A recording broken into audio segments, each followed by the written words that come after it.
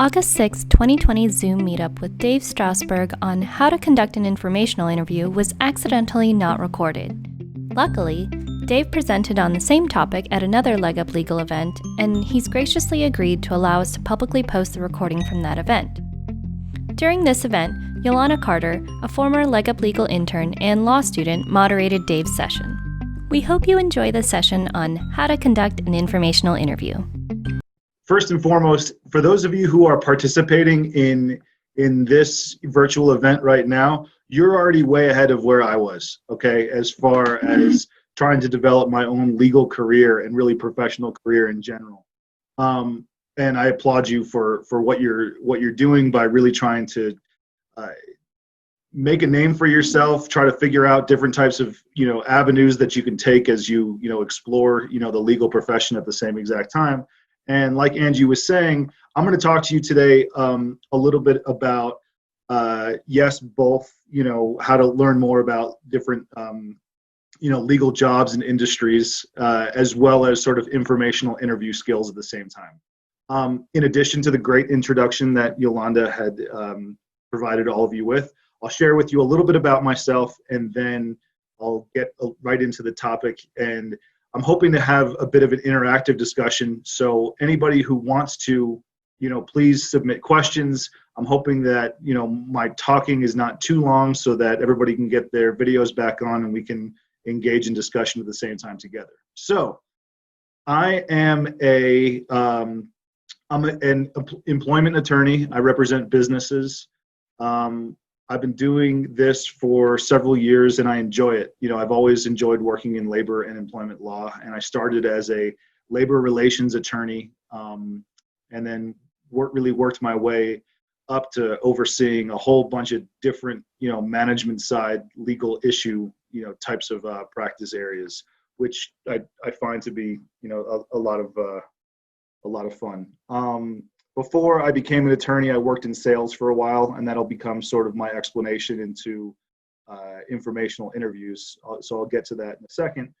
But what I wanted to start with is this story that I had when I was in law school. I went to the Chicago-Kent College of Law in Chicago, and I remember attending a networking event that was probably not too dissimilar from this, other than the fact that it was not virtual, it was in person. And there was a panel of attorneys that were speaking, much like you've heard, you're hearing from one now, and you've heard all week and even before that too, where these attorneys were talking all about their, what they do on a day-to-day basis, how they got their jobs, and it was just for students to really learn and to be able to network. And there was this guy that I recognized from a couple of my classes, but I didn't know his name. And he was sitting on the edge of his seat, holding a bunch of business cards. I could tell that they were business cards, but I couldn't tell what was on them. And like shaking, like just so anxious, and I didn't know what it was for. And as the speakers were wrapping up what they had to say, I could catch out of the corner of my eye that his business cards had what I assumed was his name on them. And then underneath that, it just said student and then his phone number, and maybe email address at the time as well. And that's cool. I mean, if that's what you want to do, is make your own student business cards. Never been my, sort of preferred way to do things, but that's fine. But what this guy proceeded to do next was, it was like he was in a starter's block. He like bum rushed the panel of speakers, handed each one of them his business card, okay? And then walked away and picked up his bag back from where I was sitting and literally said to himself, well, that was networking. And I remember thinking to myself, that was not networking in any way, shape, or form whatsoever. All you've done is given them a card with your name on it, and to make it the responsibility of somebody else to then have to reach out to you without any context. That's not networking, man. That's what I remember thinking that at the time. But it also made me think about how anxious he was, how he was sort of like shaking back and forth and really wanted to be able to do this, and kind of came out of the gate going as fast as he possibly could. And it made me realize that networking is hard, okay? It's very difficult to be able to do, and no one ever really, takes the time to explain to you how step by step do you go about networking. I think everybody knows that it's important, Okay. I think everybody knows that it can help you get jobs. I think everybody knows it can help you, build your professional connections that you have. But really, what that looks like, I think it's hard for people to be able to grasp. And this reminded me of back when I started doing informational interviews, which is what I want to talk to you all about today. I went to undergraduate school at American University in Washington, D.C. And because I wanted to be a congressman or senator or something, that's what everybody was doing that was living there. I was super excited to do this until I realized that was nothing I ever wanted to do. I interned for my congressman and I hated it. I worked for a lobbying firm and I hated it. It just wasn't for me. So what was I going to do? I was about to graduate from school. I was starting my senior year. I had no clue what I was going to do because everything with my major I no longer had any interest in. And I remember Michael Jordan had come back out of retirement and started playing for the Washington Wizards. That's the professional, the NBA team in DC where I was going to school. And man, that made me excited because I grew up a Bulls fan and I was a very, big Michael Jordan fan at the same time. And I went to one of the games right after he had first come back. Man, those tickets were expensive. And I remember seeing all these people walking around working for the team.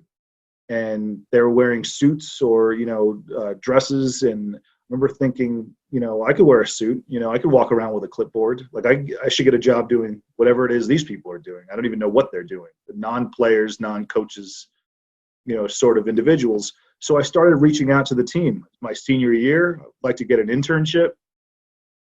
I called and called and called. Nobody responded to me. Okay. I emailed. I think back then I even faxed. That's how long ago, this was. Nobody would speak to me. And I was taking this class my senior year of undergrad, public relations. And our professor gave us this assignment to go out into the community and speak to somebody that works in public relations. Go talk to someone that works, day to day in PR and come back to the class and report what you learned. So it dawned on me that I think I'm going to reach out to the Wizards and see if I can interview somebody in their PR team. And I called and something different happened. Not what I initially had wanted, but I asked to speak to somebody in the Wizards PR team. And instead of somebody saying no and hanging up on me, they said, hold on, I'll transfer you. I was stunned. Okay, I was not expecting that at all. And I actually got transferred to the Washington Mystics, the women's team, the WNBA team, the public relations director for them. And I had thought to myself, this was obviously surprising because it wasn't what I had asked for, but holy cow, this is exciting because it's the same ownership group that owned both teams, the Wizards and the Mystics. Got the director of public relations for the Washington Mystics on the phone. I talked to her. I said, I have this assignment. I need to conduct an informational interview. I'd love to have an opportunity to come talk to you. And she invited me down to the team facility, which is also happened to be where the Wizards play as well. Same arena, same facility. And we did a 2-hour informational interview. I'll get into a little bit later the types of questions that I asked her, but it was absolutely fantastic. I was so surprised to learn all the different types of things I could about public relations. And I just said to her at the end of the informational interview, I said, hey, if you're ever looking for an intern or anything like that, in my last year of school, I would love to come and, volunteer and work for the Mystics. I'm open to do that as well. And she said, well, the Mystics play during the summer and we don't really need any interns right now, but I happen to know that the Washington Wizards are in need of another game day operations intern because somebody had just left. And she said, I could probably call their director of PR if you were interested, and I could probably, get you in to at least talk to her about an internship with the Wizards if you were interested. Dude, if I was interested, give me a break. That's what I've been trying to do for the past several months. And, fast forward maybe 24, 48 hours, but there I was in my suit with my clipboard walking around the floor during games, interning for the Washington Wizards, which ended up turning into my first job, which used to be interviewing Michael Jordan after games, to get different types of quotes for the Washington Post, and other, publications and the team's website, around that area as well. And all of a sudden something dawned on me. I was like, there is a different way to be able to get a job. There really is a different way. And for me, it was this informational interview path. And I did not invent the informational interview. You have probably heard in some way, shape, or form from several people over the past several days that have participated in informational interviews and about how much they meant to them and what they were able to do. But I feel like my story is quite unique because I've never gotten a job or an opportunity through traditional means, ever, not once. I've never gotten a job through submitting a resume or a cover letter, okay? Every single thing has been through an informational interview. And I've had a lot of cool jobs. So let's fast forward a little bit to when I decided to go to law school.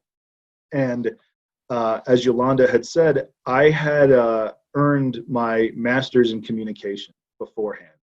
And I studied, negotiation, mediation, interpersonal communication, pretty much anything with a TION.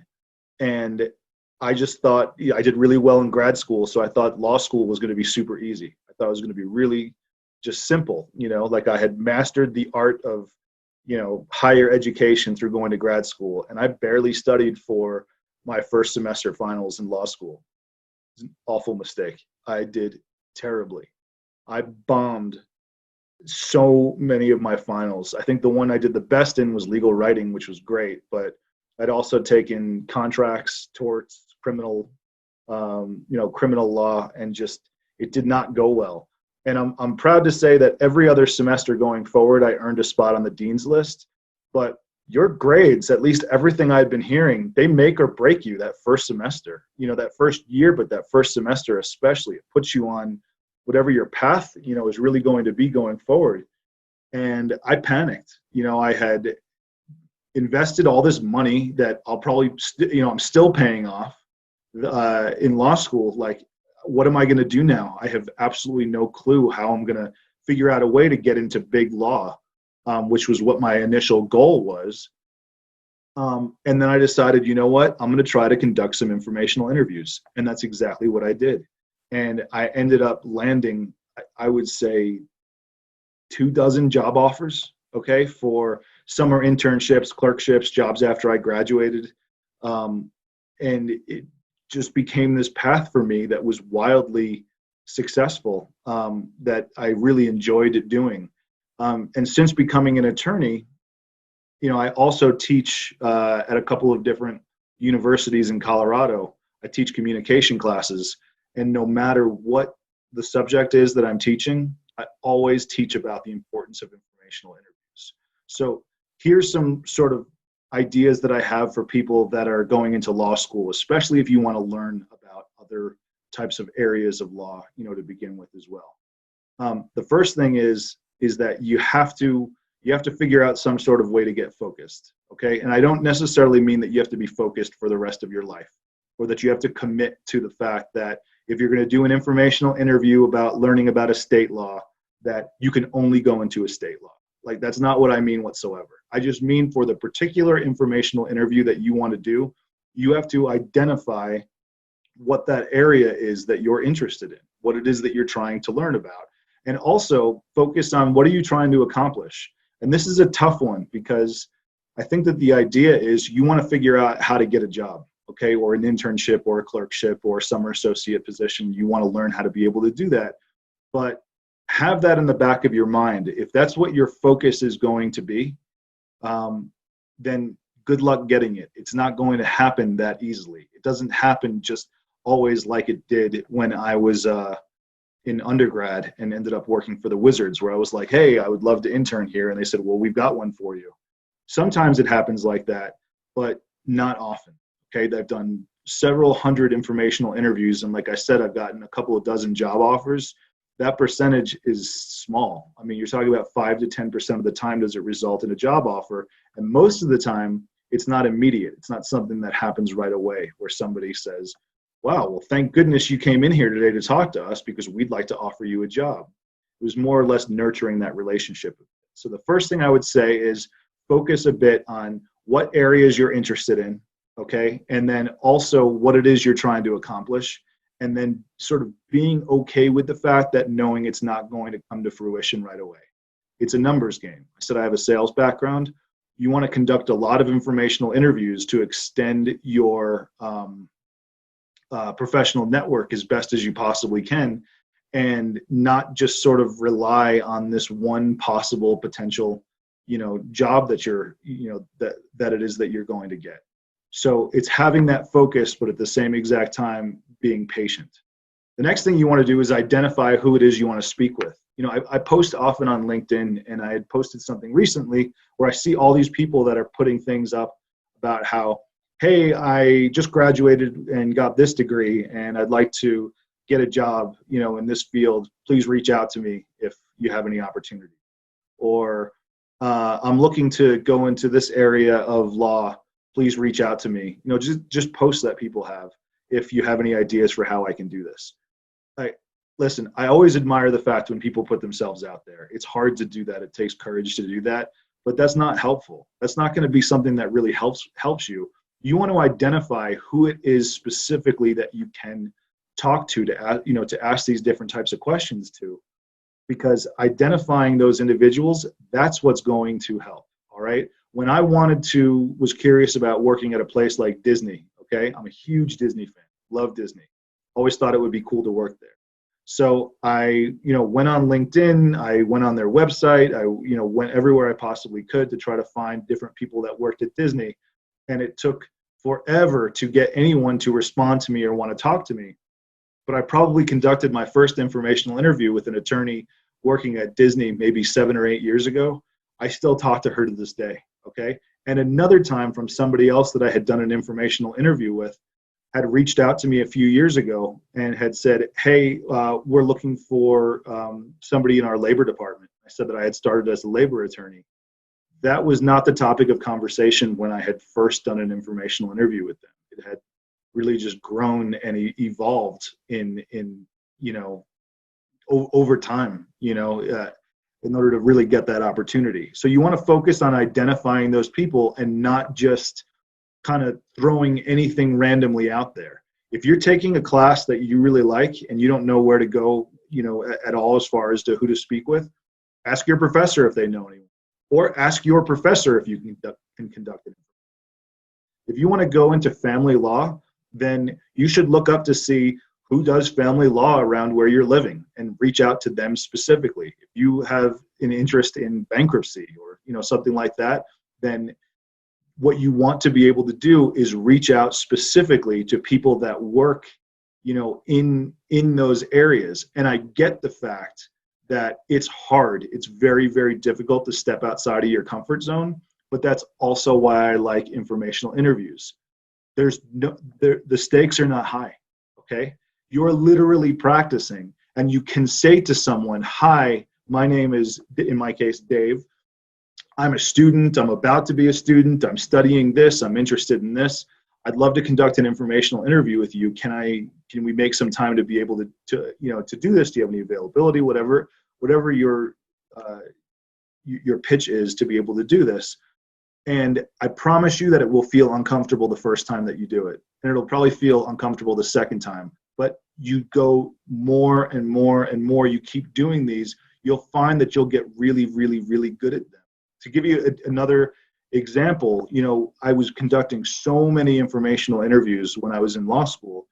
And I found out that, like I said, I went to Chicago Kent College of Law, that the general counsel for former President Clinton, okay, in his Clinton Foundation, was an alum from my school. And I thought, oh, well, that's cool. I mean, that would be interesting to sort of learn what somebody does, being a general counsel, working at a foundation by a former president. I mean, I'm interested in learning about that. And it took me a little while to find the guy's contact information, but I found it. And literally, once again, sort of like with the Wizards, I would say 2-3 days later, I was standing in a ballroom in downtown Chicago at a Clinton, Foundation event, talking to former President Clinton about what I was going to be studying in law school. I mean, it was the practice that makes perfect over and over again, that you're willing to put yourself out there, and it pays dividends for what you're able to do. So sort of backtracking, first thing is you get focused, okay? The second thing is you identify who it is you want to be able to speak with. And again, start with people in your family or neighbors that you have, or ask professors, ask anybody, okay? Anyone, really at all. And then you want to be able to think about how you want to ask them for that information, kind of what your pitch is. And I'll tell you, there's no easier pitch than being a student. It's the easiest one that you could possibly have whatsoever. Hi, I am a student. I would like to be able to learn, about what it is, what it is that you do. But I always, if you can start with the fact that you're a student, it's very helpful. A lot of people ask, what's the proper way to be able to reach out to these individuals? However it is that you're going to get in touch with them. I'm a big fan of using LinkedIn, but sometimes people don't respond. I'm a big fan of trying to go through somebody's, the company website and looking at their, for their email. That can work too. You can try the phone. You can try whatever it is that potentially works and works for you, but it's not going to be the same exact thing that, for everyone. And I can tell you, it also matters what your level of comfort is. I really, really, really wanted to know what it was like being an attorney working for a production company. I can't remember if it was like Warner Brothers or Paramount or whatever it was, but I'd seen an article written by some guy that I really wanted to talk to. And I tried reaching out to him on LinkedIn, nothing. I found his email address, nothing. I tried calling, nothing. And then I decided I was going to try to call when somebody at the end of business hours, okay? And I called and I got his voicemail, and this guy decided to leave on his voicemail saying that he was going to be out of the office for a certain amount of time, but you could still reach him for emergencies on his cell phone. And here's his cell phone. I was like, got you there, man. You're going to leave your cell phone, then I've got that then. Some people, they don't want to do that whatsoever, okay? I called the guy, got him on his cell phone. First thing I said was, hey, this is not an emergency. I repeat, this is not an emergency. This is a student wanting to conduct an informational interview that is pretty persistent. And fortunately for me, that worked. And we were able to conduct an informational interview, and I learned all about what it was like being an attorney at a production company. Fascinating. But that doesn't always work. I tried that with other people as well. And I've had people say, please do not, no, I'm not interested in conducting an informational interview, at this time. So whatever it is your approach is going to be, I suggest starting with the fact that you're a student and then using whatever methods that possibly, come across your way. Start with LinkedIn. If you're having no success, then, try their website. If that's not working, just try a multitude of things. And by the way, don't get hung up on one person at all. There's a million people to be able to conduct informational interviews with. And if it's that hard to conduct an informational interview with somebody, then maybe it's not worth your time, trying to continue down that path. There are so many people that are open and willing and want to have these conversations with you. So I would say focus on someone that's like that. And also I would say to you, just a little tip that I've picked up over the years, if you're going to send a LinkedIn message, if you're going to send an email, something like that, and you're trying to get their attention, I always send it at 5 o'clock in the morning, 4:45 in the morning, something like that. Because what's the first thing that somebody does when they wake up? Typically, they grab their phone and start scrolling to see what type of messages that they had received from the previous day. So I don't want it to get lost, okay, in all of the other things. I'm not sure about any of you that are working, but I probably at my job get, between 300 and 500 emails a day. And 80% of those I'm just CC'd on, but it clogs your email box. But you want to be able to just find a way to be able to set up to have that conversation. And you can't really do it right now during a global pandemic, but I was always a big fan of either going to, meeting for coffee at Starbucks or going to their office. And a lot of times people invite you to their office, or they'll say, let's go to Starbucks. And I've had this issue over and over again where students have said to me, okay, well, if I set this up at Starbucks, okay, that's great to be able to do, but who pays for whose coffee? Where do I sit? And, how do you recognize them when they come in? Here's a tip for you with that as well.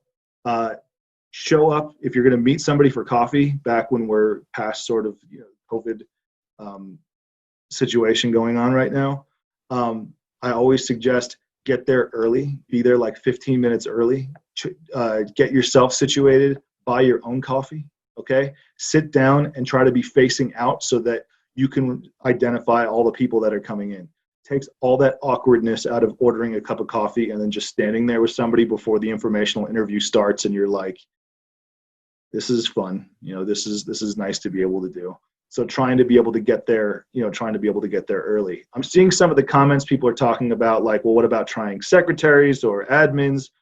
Try whatever in the world works for you. My suggestion is you try absolutely anything at all. Oh yes, that's what I suggested. One of the students were like, which way? I'm like, all of them, because I'm a firm believer that grassroots is still the way to go. You go to their website, you go to their LinkedIn, you come message them on these platforms, and now DMing people on social media. Yeah, like because they have their professional platforms on there. I think that is a phenomenal point. And the only thing that I would say there is don't do them all at once, okay? Meaning that give them an opportunity to respond to you, because I can just see people being like, this is great. I'm going to find their Instagram. I'm going to find their company website. I'm going to find their phone number. I'm going to find their address. And I'm going to go right now.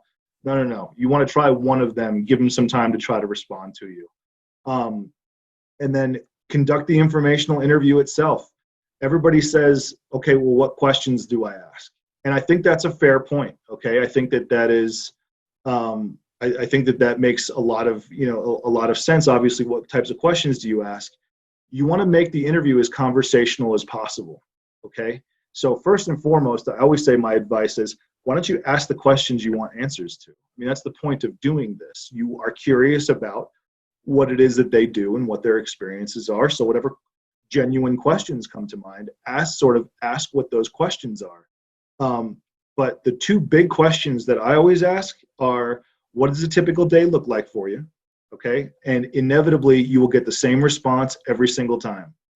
They will laugh and they'll be like, ha ha ha, there's no such thing as a typical day. Fine. That's what you want them to say. Then they go into detail about what their days actually, sort of look like, and conversation can take off from there. And I'll also ask the question of, what path did you take to get to where you are? And that's fascinating. I find that to be super interesting to hear about what steps people took to get to where they are right now. Maybe they have a class that they'd recommend, or maybe they had this completely bizarre, non-traditional path, or maybe they've got experiences that are similar to yours. I find that super fascinating. What's most important during this whole process is that you be very, very genuine. Okay, I think that being genuine and authentic goes a long way. If you're nervous, okay, don't try to pretend like you're not nervous. Just say, I haven't conducted many of these informational interviews before, or this is my first one. I really just want to learn about XYZ, and I'm feeling nervous right now. There's nothing wrong with just stating specifically how it is that you are, that you're feeling. I can see the question that somebody asked as well. Most people aren't meeting in person. Do I suggest that one platform is better than another? My suggestion to that is any of them work, and also ask the person that you're going to conduct the informational interview with if they have a preferred platform, okay? And then work around them. If they say something to you that you've never heard of, then hopefully you've got some time to figure out how to utilize that platform, but make it as easy as possible. You don't want to be like, well, I don't really use that. So if you could still just instead meet me with what it is, that I want to be able to do.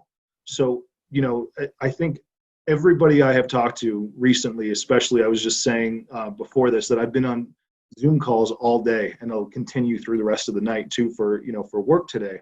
Everybody's using Zoom, okay? Everybody's using Teams. I mean, like, there's just, I would suggest that you just ask the individual if they have a preferred platform, and then figure out how to get onto that platform as well. So again, those questions that you want to ask during the informational interview is, what does a typical day look like for you? And what path did you take to get to where you are right now? Okay. And I think that those questions are really good at starting conversations. And don't be afraid to be yourself and be genuine. If you're feeling anxious and nervous, say, I'm feeling anxious and nervous. It's better to just say it than to sit there freaking out and, not saying anything about it at all. I think it's okay to have that. Again, these informational interviews just serve as practice. They're really helping you to expand your professional network. And then lastly, how do you follow up with somebody? How do you sort of keep that relationship going? After the informational interview, send them an email, okay? And I don't like to do it, a lot of people try to do it like 5 minutes after. They'll get on their phone and do it immediately. I'll try to do it that evening, okay? Same day, give a little bit of space between them. And I will try to say something that stuck out to me in particular during that informational. It was really interesting to hear that, you're working in, family law, but you really studied, wills and trusts the entire time, because I have an interest in both as well. So I say something there and say, if you don't mind, I'm going to stay in touch with you and sort of keep you updated on, my progress as I'm going through school. And that for me, that has seemed to work. But again, sometimes people will respond back to you. Sometimes they won't. Okay. I had mentioned that there was a person that I still speak with at Disney. I kept this individual up to date with not just with school, but I've got 2 kids. I would reach out and say, oh, my wife and I, we had another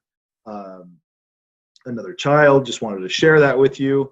And the 3 or 4 previous touch points for me, she hadn't responded to, but that one she did. I included a picture of our kid, and she responded to that right away. So don't be afraid to keep trying, to continue to stay in touch with somebody, and understand that these people are no different than you are. Okay, they get busy, they have other things going on, different types of things. So people get busy. I see a question where somebody's asking about how do you approach informational interviews with a professor? Some of my best informational interviews have been with my professors, okay? And that's when you really step into that level of being genuine, okay? You reach out and you say, I'm enjoying this class. This is a subject I'd like to learn more about. I was wondering if you have any time for an informational interview, okay? And it's really that simple. I see a question too. If they don't respond to you thanking them, should you keep sending them updates about your life? I do, okay? Sometimes people That's a good question. Yeah, so I'm saying that it's, and when I say updates about my life, I'm not talking that, a lot of these informational interviews I conducted like 10, 15 years ago. I'm not sending somebody something every month or every quarter or something like that. I'm sending them something at this point, maybe once a year or maybe every 18 months or something like that. Hey, just touching base, hope everything is well. And, keep an eye on what they're doing as well. You've become connections with them on LinkedIn, or, it's a field that you are interested in getting involved in. You might see somehow that they have published an article or that they've made a career change or something. There's nothing wrong with just reaching out, just to be top of mind, because what you're trying to do, if you're trying to find a job, okay, you want to just be able to be top of mind for when that decision-making process happens.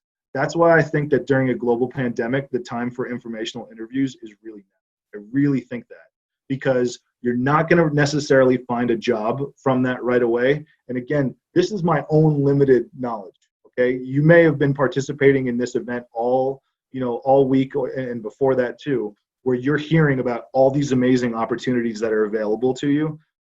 I am not an expert at all in this. I'm only speaking about my own corner of experience right here.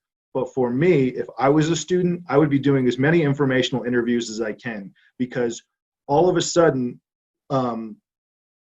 these jobs are going to open back up again. Like stuff is going to happen again, and you want to be top of mind for something. Somebody asked a question, who else should I reach out to? That's a great point that I forgot to bring up. I end every informational interview by saying, if there's anybody else that you can think of that I might speak to, sort of like yourself, that would be interested in talking to somebody like me, I'd appreciate if you could send them my way.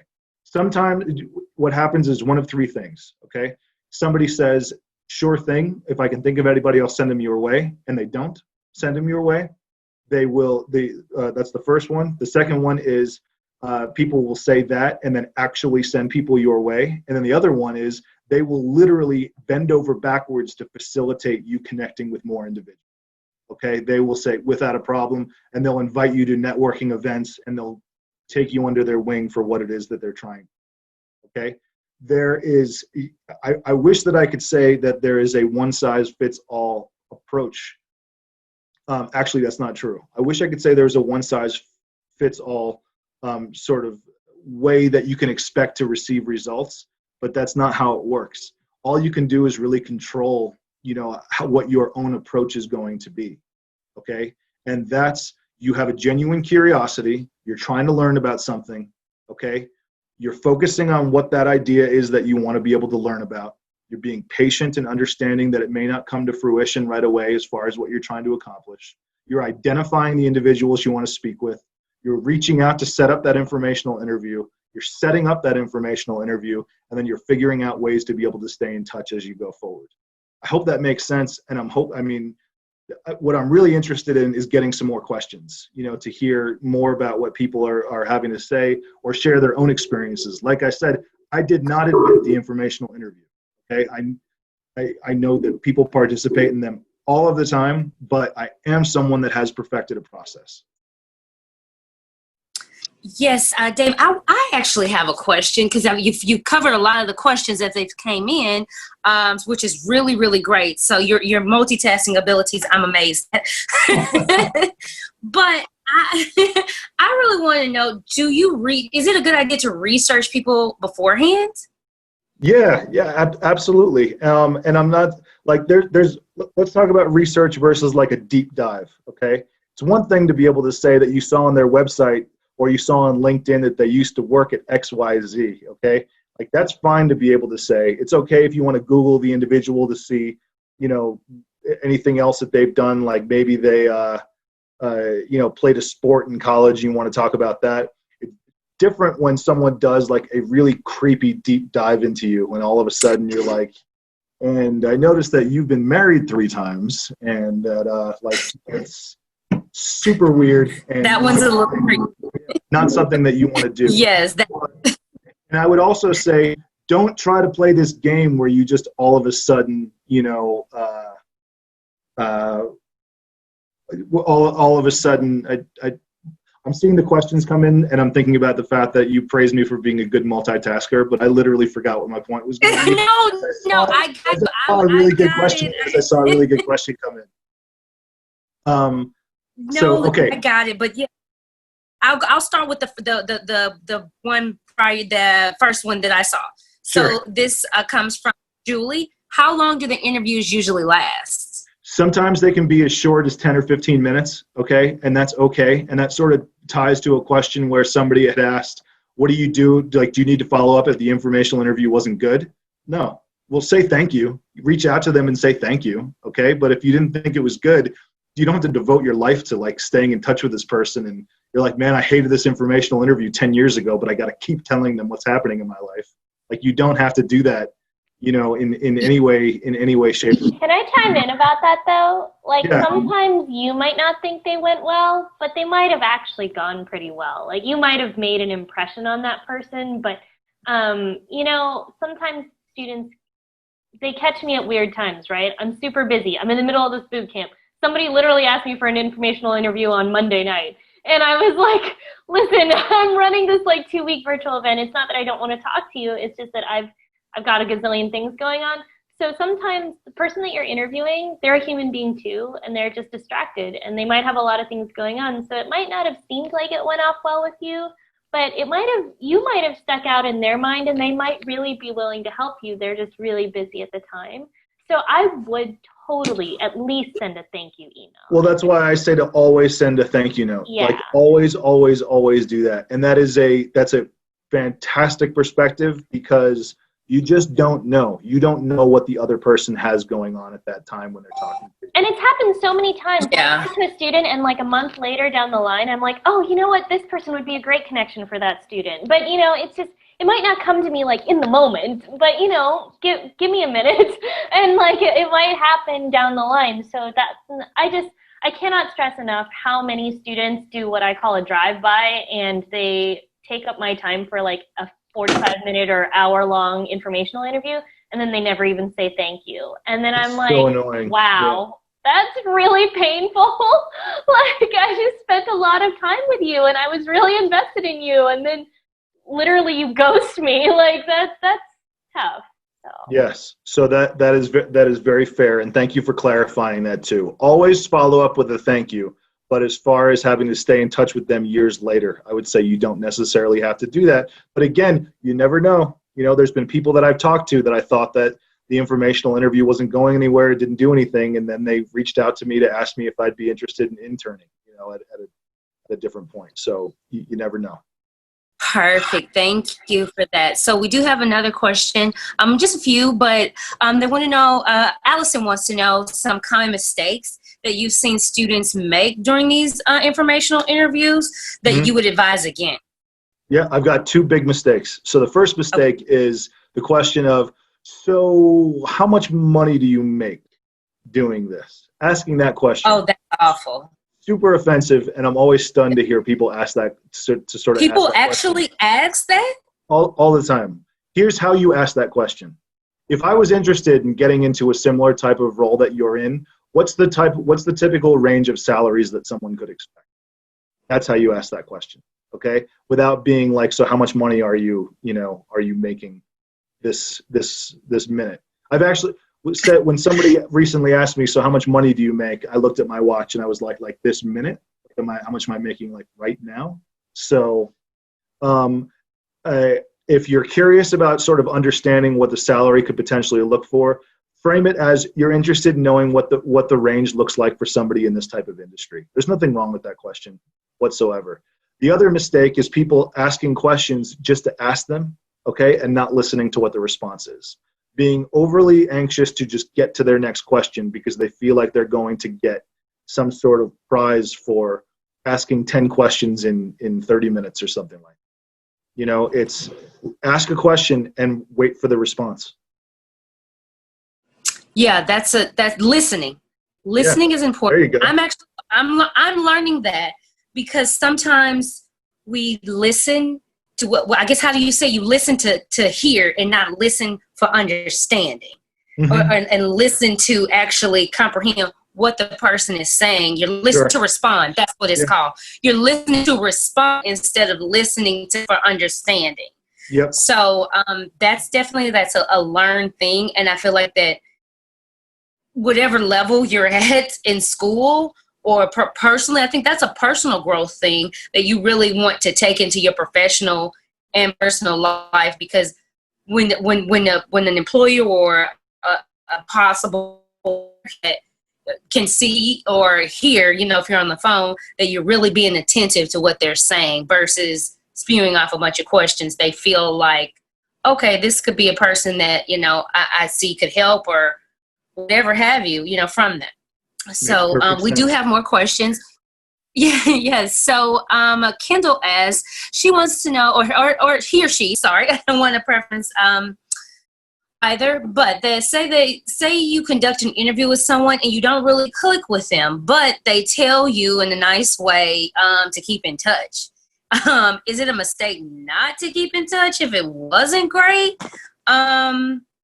I think it's just based on everything that both Angie and I were just saying, that if somebody's going to give you an opportunity to keep in touch with them and they're genuine about it, you know, because I don't see any reason why you can't necessarily do that. I mean, I think it's important to do it. And listen, what you want to be able to do, the goal in all of this is to grow your professional network as much as you possibly can. So am I suggesting that you can, again, talk to somebody that you conducted an informational interview with and that you didn't, click with them and it didn't seem like it went that well for the rest of your life? No.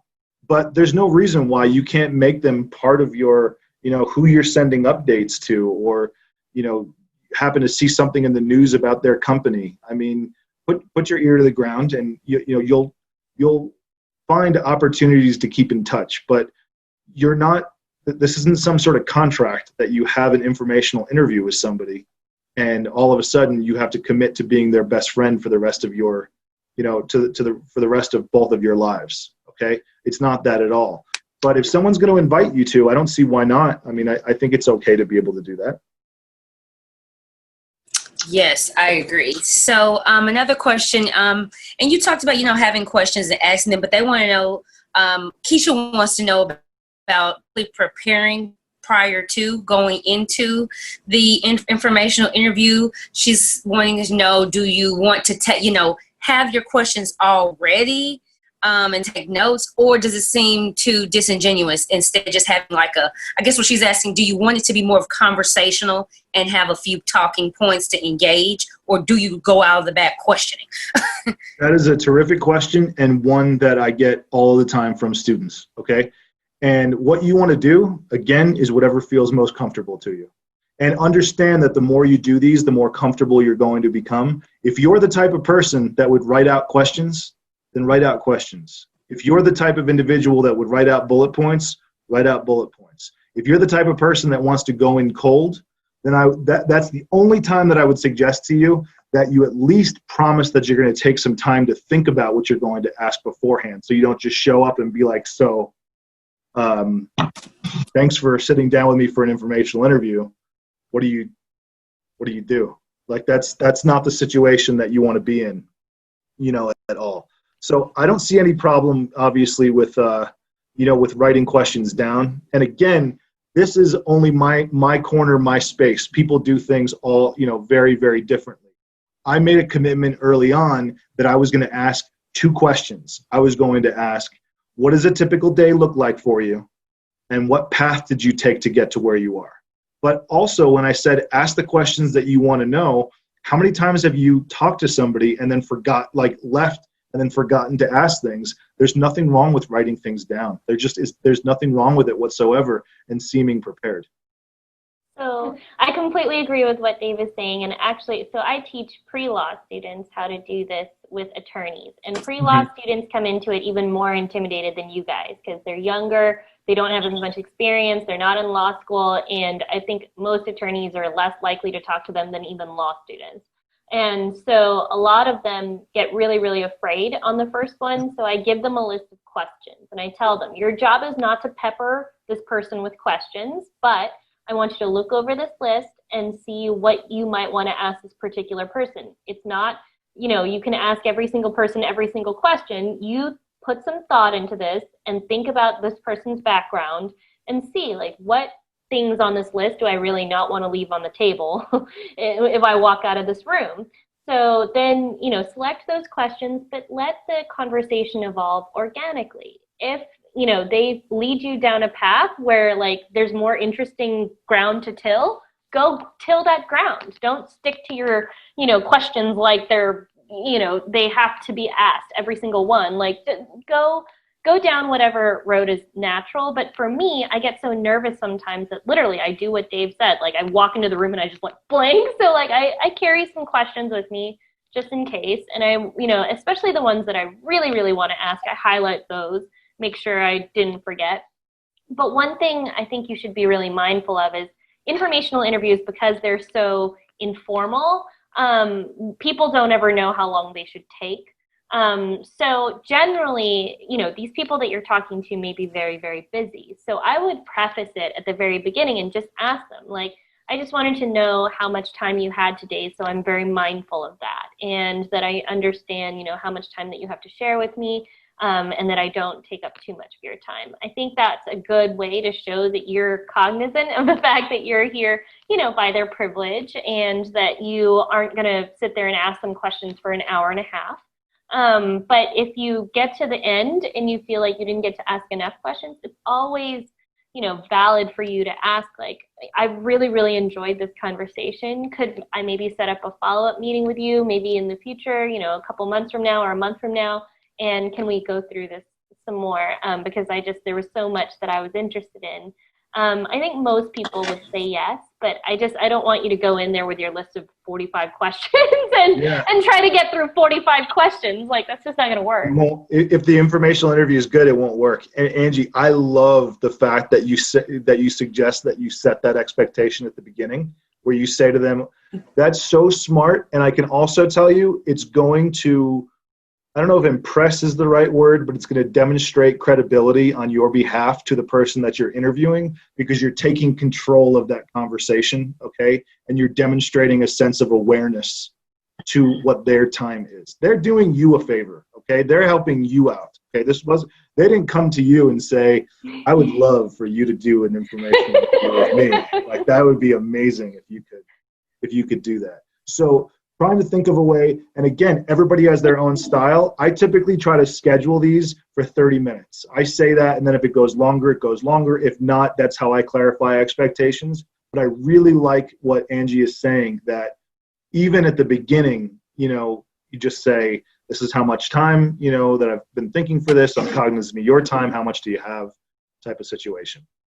So smart. Someone actually brought that up. They wanted to know, like, these people are busy. So how do you address the issue of how much time do you have to speak with me? Mm-hmm. So that was really good to say, preference it at the beginning. The time thing I have found is very important. Like, I'm a 3L, so I've kind of had a little bit more, experiences with different environments and attorneys and things. So some attorneys, even if they speak to you or whatever, some people be like, walk with me.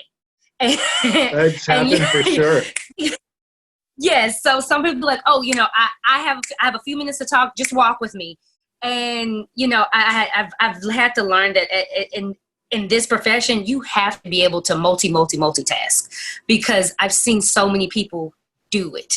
Like, from professors to everybody, walk with me. Okay, I'll answer your questions. I got a few minutes. So the time thing, you have to basically be on their time, which is it depends on what the setting is too sometimes, because if you see somebody that you were, maybe this is an attorney that you would like to, network with, is it okay to approach them if they're in passing, or I guess I don't know the perfect way to preference that question, but if it's like a high profile individual and it's like not a busy setting, but this is a calmer setting, would you say that it is okay to approach them, if it's a casual, like, even if you see them out, they're not with their family or something, but if you spot them and you would like to approach them, in a professional way, how would you go about doing that? Terrific question. And here's how I would do this. So this is sort of like the example I was giving at the very beginning when I said that you had the panel of attorneys, and there were some really high profile attorneys on that panel that student was like shaking, ready to give his personal business card to. I'm not the type, and again, I cannot stress this enough. This is my own style, okay? I am not someone that tries to get that informational interview like that, okay, right then. I will introduce myself to that individual, okay? Hopefully have a couple seconds of small talk with them, all right? And then I will try to figure out a way to send them an email follow-up with the subject line that says, spoke to you at this event, heard you speak at this event, saw you at dinner, whatever it was, reminding them hey, it was really nice meeting you. I understand that you're super busy. I would love for you to say, if you ever have any time for an informational interview, I would love to be able to conduct one with you. And, if we had more time, I could go into sort of what I make that email look like. Oh, but that's great advice because sometimes, you see people like here, we live in Dallas, I go to school in Puerto Rico, but Dallas is small. So you're always like, if you see somebody, it's like, you're always thinking, is this the opportunity of a lifetime, when you see them? So I really appreciate that advice. I want to say, David, thank you, because some of the points that you actually made were really good, and also they tie into something that came up last week, where we were discussing how to keep in touch with everybody and like a good way of organizing that information. And this is really a good way of like starting that getting in touch, where here's how you meet them initially, and then applying a little bit of what you've brought up, and then applying what they showed us as well, as far as the follow through on how often and different ways to organize that data. So I found it very informative. So I just wanted to say, I want to say thank you. You gave some really good ideas. We all enjoyed all of your advice. I want to give the floor to you to have any closing remarks. Sure thing. Anything that you like to say. First and foremost, thank you. Thank you for all the wonderful questions, and for, I'm so glad I've had an opportunity to share this, what I've learned with everybody today. Let me say this to you sort of as we're parting.